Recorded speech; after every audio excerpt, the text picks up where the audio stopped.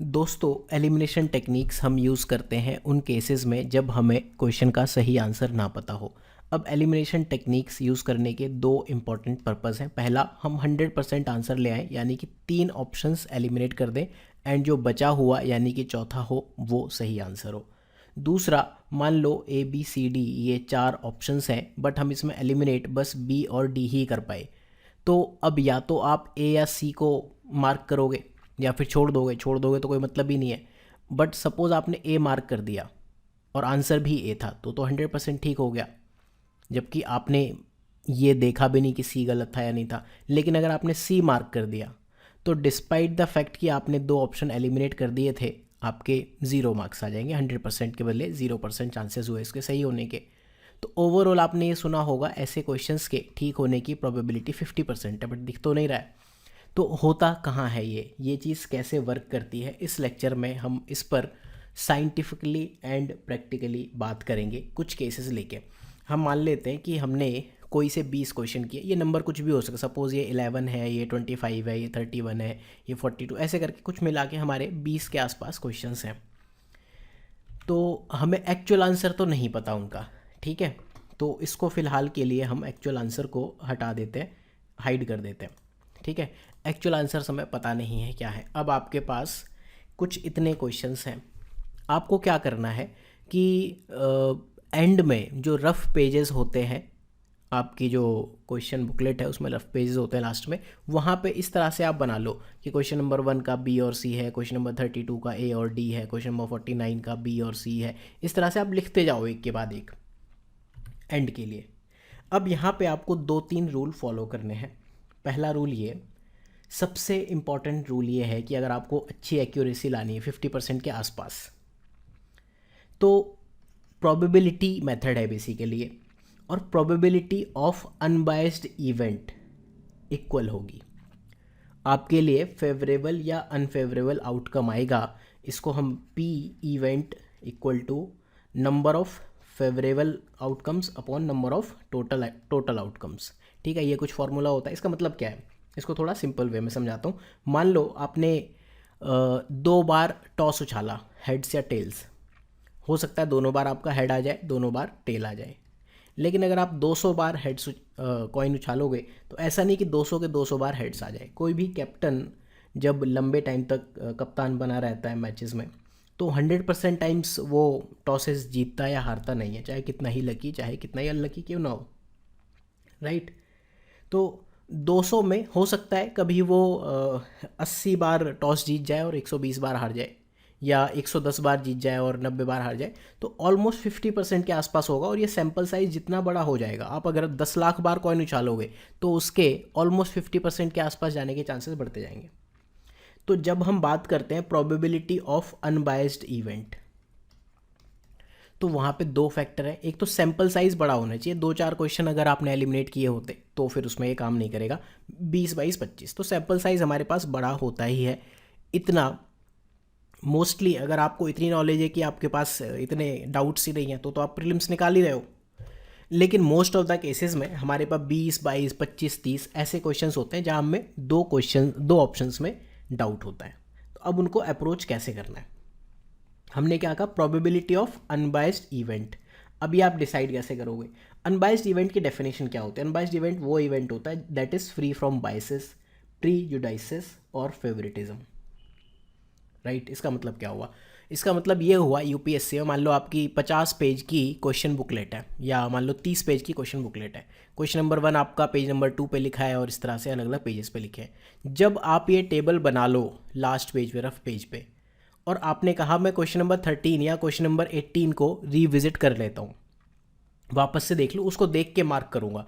अब आपने जो बी और सी, आपको पता नहीं था कि इसका बी है या सी है, या क्वेश्चन क्या था भूल गए हो। ऐसे 20-22 क्वेश्चन होंगे, अब याद तो रहेगा नहीं कि 17 है ये है, एक आधा कोई याद रह जाए वो अलग बात है। अगर आपने देख के मार्क किया, अब आपने वापस से लॉजिक लगा दिया, तो आप इस टेबल में लाए नहीं ना आप उसको। मान लो आपने बी मार्क कर दिया था तो यहाँ से बाहर हो गया, तो वो अनबायस्ड इवेंट नहीं है।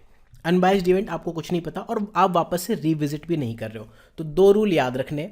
पहला कि लास्ट पेज पे आपको इस तरह की टेबल क्रिएट करनी है, एंड आपको जो मैं आगे बताने जा रहा हूँ, पहले तो दिल थाम के बैठो। बहुत इंपॉर्टेंट चीज़ है, 1000 बार आप करके देख लेना। मैं कम से कम 600-700 बार कर चुका हूँ और करवा चुका हूँ लोगों को अनगिनत बार। तो आप भी एक बार करके देखो, ये कोई नहीं सिखाएगा। कमज़ोर दिल वालों के लिए आगे का लेक्चर नहीं है, आप छोड़ के जा सकते हो। आपको लास्ट में लिख लेना है, प्लस बैक नहीं देखना है। आप क्या करोगे, सॉल्व कैसे करोगे? सपोज़ मुझे सॉल्व करना है, मैं क्या करूँगा कि मैं कट करूँगा एक एक रैंडम, आंख बंद करके। भगवान का भी नाम लो आप, बस आंख बंद करके कट करना शुरू करो। शुरू करते हैं। 3-4 तरीके से हम कट करेंगे। पहला, सपोज़ मैं ये वाले कट करता हूँ रैंडम, जैसे मैं करता था वो यही कि कोई भी एक क्वेश्चन का पहला, दूसरे का दूसरा मैंने कट कर दिया, ये कट किया, तीसरे में पहला कट कर दिया, फिर यहाँ कट किया, फिर लाइक दिस मैं कट करते जाऊँगा, कट करते जाऊँगा। थोड़ा सा टाइम आप दो और देखो कि क्या रिजल्ट्स आते हैं इस चीज़ के। मुझे नहीं पता क्या रिजल्ट्स आने वाले। एंड सी, ये हो गया हमारा काम, ठीक है। अब हम आंसर की को वापस से हाईलाइट करते हैं कि आंसर क्या थे हमारे। आंसर हमारे थे ये, ठीक है। कंप्यूटर जी की स्क्रीन पे आंसर है। अब हम चेक करते हैं। दिल थाम के बैठना, बिल्कुल वही फील आएगी जो एग्ज़ाम में आती है। पहले का बी गलत, भाई हो जा गलत, गलत भी नहीं होगा क्या? चलो, पहले का बी हमारा ये गलत हो गया। दूसरे का आंसर डी है तो हमारा दूसरा भी गलत। तीसरे का आंसर ए है और हमारा आंसर है बी, तो ये भी गलत। देखा, अगर तीन ही होते तो तीनों गलत है। 1 का बी गलत, 2 का डी गलत, 3 का ए गलत, 4 का ए। चलो एक क्वेश्चन तो भाई ठीक हुआ। 5 का डी, चलो बाई चांस ये भी ठीक हो गया। 6 का ए, ये भी ठीक हो गया। 7 का ए गलत, 8 का सी गलत, 9 का, देखो 9 और 11 मैंने ऐसे रखे हैं कि सपोज हम एलिमिनेशन करने में ही कोई लॉजिक गलत लगा गए कि आंसर हमने सोचा था सी और डी में से कोई होगा। 11 में आप देखो बट यहाँ पर बी है, एंड 9th में ए और बी के बदले सी है, तो 9 तो आपका हमेशा गलत होगा। 10 का बी गलत, भाई बुरी हालत है। 3 क्वेश्चन सही हैं एंड 7 गलत हैं। थोड़ा लिख लेते हैं, 10 में से 3 सही है, 7 गलत है। देखेंगे क्या होता है इसमें। अब मान लो आपका 20 क्वेश्चन है, सैम्पल साइज़ कम है, 10 क्वेश्चन है, तो ये हाल है। अब 11वां बी, ये तो गलत होना ही है। 12वें का ए चलो ठीक हो गया। 13th का सी ठीक हो गया। 14th का डी गलत हो गया। 15th का ए, ये भी गलत। 16th का ए, भाई क्या हो रहा है, 16th का ए गलत, सॉरी सही। 17th का बी गलत। 18 का सी, ये भी गलत। 19 का बी एंड 20 का सी। बाई चांस इन क्वेश्चंस ने इज्जत बचा ली। टोटल हमारे कितने हुए? हमारे हो गए 3 क्वेश्चन 10 में से, और यहाँ पर आप देखोगे 4, 5, 6, 7, 8, टोटल 8 आउट ऑफ 20 हमारे सही हैं। ये हमारा केस 1 हुआ। अब 8 क्वेश्चन सही है, मतलब 8 इंटू 2 इक्वल टू 16, और 12 गलत है, तो 12 इंटू 2/3 कर लेना आप। 3 इंटू 4 -8 मार्क्स आएंगे। तो आप टोटली आप देखो +8 मार्क्स स्कोर कर रहे हो। बस यही अच्छी चीज़ है इस मेथड की। सपोज़ आपके पास 10 ही क्वेश्चन का सैम्पल स्पेस होता तो क्या हाल थे? +6 आपके मार्क्स आ रहे हैं, एंड -7 इंटू 2 14/3 इतने हैं, ठीक है। कैलकुलेशन करके देख लो, आपको आइडिया लग जाएगा। 3 इंटू 4 4.67 समथिंग आएगा, तो तब भी आप थोड़े से पॉजिटिव में हो। देखो नेगेटिव आप कब जाओगे? सपोज़ आपके सिर्फ 5 ठीक हुए होते 20 में से एंड 15 गलत हैं, तो आपके ओवरऑल ये आपके -1/3 मार्किंग है, तो ये नेट नेगेटिव क्वेश्चन आपके 5 हो जाते हैं। टोटल आपके 0 मार्क्स होते हैं। मतलब 20 क्वेश्चन करके आपको इस एक्सरसाइज से कोई फ़ायदा नहीं हुआ। अब जिस मोमेंट आपके क्वेश्चन सिर्फ 4 सही, मतलब ये सही वाला जोन <5 है, 4 सही है एंड 16 रॉन्ग है, इसका मतलब आपका ये पूरी एक्सरसाइज गलत हो गई। उस केस में आप यही कह सकते हो कि लक ही ख़राब है। उसमें फिर आप ब्लेम मत करो किसी को। चलो केस 2 देखते हैं। यहाँ पे हमें दिखा कि अगर हम इस तरह रैंडम अलग अलग तरह से कट करके देखेंगे। केस 2 ये देखते हैं, मान लो मैंने ये सही कर दिया होता, ये टिक कर दिए होते, मैंने ये काटा होता, ये कट किया होता, तो ये हमारे सही हो जाते, राइट। तो कहानी रिवर्स हो जाती है। हमारा ओवरऑल 8 आउट ऑफ 20 के बदले हमारा 12 आउट ऑफ 20 होता। 12 सही और 8 गलत, फिर तो बल्ले बल्ले, बहुत बढ़िया, मार्क्स बहुत बढ़िया हो जाएंगे आपके। 12 सही मतलब 24 मार्क्स हैं, एंड 8 गलत मतलब 8 into I think 1/3, 1/3 negative marking है ना, हाँ 2 नंबर का क्वेश्चन है, तो 16/3, 5 नंबर लगभग नेगेटिव, तो आप 18-19 नंबर के प्लस में हो। समझ रहे हो, ये होता है बेनिफिट। अब मान लो किसी और एक रैंडम और तरीके से हम लोग करके देखते हैं, कोई और तरीका हमने सोचा होता है, उस तरीके से हम करेंगे। कुछ और अलग तरीके से कट करके देखते हैं। ठीक, मान लेते हैं कि हम कट करेंगे, आंसर की भी हमने हाइड कर दी। मान लेते हैं कि हम फर्स्ट कट कर देते हैं, ये वाले कट कर देते हैं सारे। ठीक है, तो आपकी मर्ज़ी, जैसे आपको ठीक लगे उस तरह से आप कट करके देखो। बोरिंग लेक्चर ज़रूर है, बट ये लेक्चर आपको प्रीलिम्स में उस पार ले जाएगा अगर आपने ये चीज़ इम्प्लीमेंट कर दी हर टेस्ट सीरीज़ के बाद। चलो फिर से वापस से, पहला क्वेश्चन बी रॉन्ग, दूसरा सी, अरे रॉन्ग भी नहीं होता आसानी से, यहाँ कहीं कुछ करके देख लेते हैं एक बार। हाँ ठीक है, इट विल वर्क नाउ।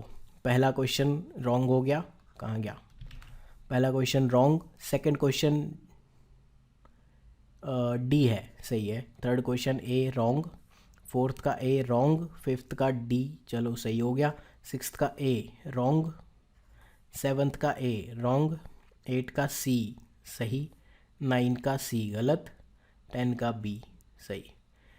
दुखी हुई, 1 2 3 4, 4 इधर है, और यहाँ देख लेते हैं 11 तो हमारा गलत होना ही है क्योंकि हमारा लॉजिक ही गलत था, आंसर रियल में बी है।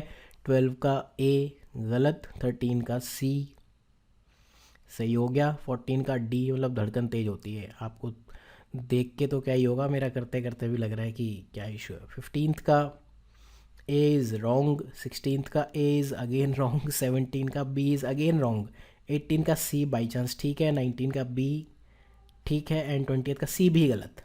कितने सही हुए भी हैं कुछ, 1 2 यहाँ पर है, तीसरा यहाँ पर है, चौथा यहाँ पर है, 5 ये रहा, 6 ये रहा, 7 8, अगेन 8/20। अभी सपोज़ मैं कुछ और तरीका अपना लूँ, मतलब रैंडम, ये तो चलो एक अलग अलग तरीके के ऐसे कट कर लिए, और भी कई तरीके हो सकते हैं चीज़ों को कट करने के। मान लो मैं ऐसे कट करूँ चीज़ों को, कुछ भी रैंडम आँख बंद करके कहीं इधर इधर कुछ ऐसे कर दूँ, करके देखना आप। चलो इसको हम यहीं रखते हैं। मान लो यहाँ हमने ये कट किए, यहाँ ये कट कर दिए, यहाँ हमारा मन जो जहाँ मन किया वहाँ वो कट कर दिए। इस केस में आप एक बार ज़रा काउंट करो कितने होते हैं। बहुत रेयर चांसेस होंगे कि आपका 5 से कम गलत हो। इसको और काउंट कर लेंगे। 1 का बी अगेन रॉन्ग, 2 का डी सही है।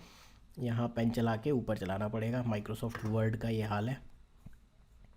1 का बी इज़ रॉन्ग, 2 का डी सही है, 3 का ए सही है, 4 का ए सही है, 5 का डी भी सही है, 6 का ए गलत हो गया, 7 का ए सही हो गया, 8 का सी सही हो गया, 9 का तो गलत ही होना है, 10 का बी गलत हो गया। कितने ठीक है, 1 2 3 4 5, 5 ठीक हो गए, 6 ठीक हो गए, 1 2 3 4 5 6, बहुत बढ़िया, 6/10, वही मतलब 50% के आसपास जा रहा है। ठीक है, 11 का बी गलत होना ही है क्योंकि हमारा लॉजिक ही गलत है। 12th का ए गलत हो गया, 13 का बी भी गलत, 14 का सी भी गलत, 15 का ए सही हुआ, मतलब 1 2 3 4 के बाद एक सही हुआ, 16 का ए गलत, 17 का बी गलत, 18 का सी गलत, 19 का बी भी गलत, 20th का सी, यहाँ क्या हुआ 1 2, भाई साहब 2 क्वेश्चन, टोटल 8। अब आप देखो, सपोज़ यहाँ पे आपका ये 10 ही क्वेश्चन का सैम्पल स्पेस होता तो आप 6 क्वेश्चन ठीक है, लेकिन सपोज़ आपका 10 क्वेश्चन का सैम्पल स्पेस होता, आपके +2 ही ठीक है, -8 रॉन्ग है, राइट। तो आप फिर अब नेगेटिव जोन में, इसीलिए जो मैंने कहा था ना सैम्पल स्पेस बड़ा होना चाहिए। देखो 20 के सैम्पल स्पेस पे आप कंफर्टेबल हो, एक आधा और गलत हो जाता है, यहाँ 6 के बदले 5 हो जाते, चलो ये भी मान लो गलत हो जाता कोई एक, तो 5 तो 7 हो जाते, एक और गलत हो जाता, मान लो ये भी गलत हो जाता तो 6 हो जाते, इससे कम नहीं होते। मोस्टली जो मैंने अपने एक्सपीरियंस में देखे 7 से लेके 13 तक इस रेंज में ज़्यादातर हम लोग रहते हैं। ठीक है, तो जैसे जैसे आपका सैम्पल साइज़ कम होता जाएगा, बेसिकली मैं आपको ये बताना चाहता हूँ, रैंडम ही मैंने मारे हैं मार्क, ऐसा कुछ नहीं कि इससे मैच करके देखें, आपके सामने जिस तरह से कर रहा हूँ उसी हार्ट बीट बढ़ा के ही सॉल्व कर रहा हूँ। तो बेसिकली ये तरीका है जो प्रोबेबिलिटी मेथड है, आपको यूज़ करना चाहिए। पिछले लेक्चर में मैंने इस लेक्चर में बात की थी कि मैं प्रोबेबिलिटी मेथड डिस्कस करूँगा। इस मेथड को आप मास्टर करो। बोरिंग ज़रूर है, लेकिन हर टेस्ट के बाद ये चीज़ ज़रूर करके देखो। जब भी आपने 100 क्वेश्चन किए, 100 में से कभी 15 होंगे, कभी 20 होंगे, कभी 25 होंगे, कभी 30 होंगे, उतने एलिमिनेट हो जाएंगे। लास्ट पेज पे लिखो आप नेट पॉजिटिव जोन में ही रहोगे। 1000 में से कोई 2-4 बार केसेस ऐसे होंगे कि आपके 5 से भी कम सही है। 5 से कम सही कब होते हैं, मतलब जैसे इन 10 में आपका हाल हुआ वही हाल इन 10 में हो जाता, बट ऐसा होना डिफ़िकल्ट है। नेचर प्रोबेबिलिटी को फॉलो करती है, इक्वलिटी ऑफ इवेंट्स। तो आई होप कि मैं आपको ये लेक्चर समझा पाया। Boring but most important lecture on YouTube. इस लेक्चर को बनाने के लिए बहुत गट्स चाहिए। आप बिल्कुल कमेंट करके बताओ कि आपने जब ये 20 या 25 क्वेश्चन के लिए चीज़ करके देखी। पहले तो ऐसे रैंडम एक्सरसाइज करना कि कोई से 20 क्वेश्चन आप लिख लेना, उनके कोई से आप सोच लेना। ये किया क्या था मैंने इसमें बेसिकली, मैंने ये किया है कि 20 तक नंबर डाल दिए कि कोई से मेरे 20 क्वेश्चन है, एंड उसमें मेरे हाइपोथेटिकली ये ऑप्शन बचे एलिमिनेट होके, ठीक है। एंड इनके हिसाब से मैंने आंसर की बना ली कि चलो ये एलिमिनेट हुए तो रियल आंसर की ये रही होगी कुछ, ठीक है। आप एक इस तरह के आंसर की बना लेना कि मान लो एक्चुअल आंसर की ये है। अब आप कुछ और बना के देखना, 1 में A B कर देना, यहाँ B C कर देना, अलग अलग तरीके से करके देखना। देखो कहाँ पे आपको 10 क्वेश्चन में आपका ऑप्टिमम आता है, 20 में आता है, 25 में आता है, 30 में आता है। ये चीज़ आप अप्लाई करके देखो, राइट। ये बेसिकली इसमें कंफ्यूज मत हो ना, ये मेरे आंसर है कि मतलब ये कोई 20 क्वेश्चन है, उसमें 2-2 मैंने एलिमिनेट कर दिए। यहाँ आप ऐसे भी करके देखना कि चलो यहाँ पे मेरा D भी बच गया, तो उस केस में क्या, जैसे B C D है तो मेरा गलती है, क्या कर लोगे, राइट। तो बस इस तरह से आप करके देखो। अब एक्चुअल आंसर इन्हीं में से ट्राई करना कि मैक्सिमम इन्हीं में से हो, इनमें से हो एक्चुअल आंसर, बट कुछ क्वेश्चन के इनसे अलग भी जा सकते हैं। आई होप कि आपको लेक्चर समझ में आया होगा। नहीं समझ में आया तो बार बार देखो, उतनी ही बार देखो जितनी बार आपको, जब तक ये करते करते प्रैक्टिस ना हो जाए। बाकी MSGP की प्लेलिस्ट और ये गाइडेंस सीरीज़ की प्लेलिस्ट आपको ज़रूर फॉलो करनी चाहिए। गाइडेंस सीरीज़ यहाँ पर है, right. So thank you for watching, have a good day.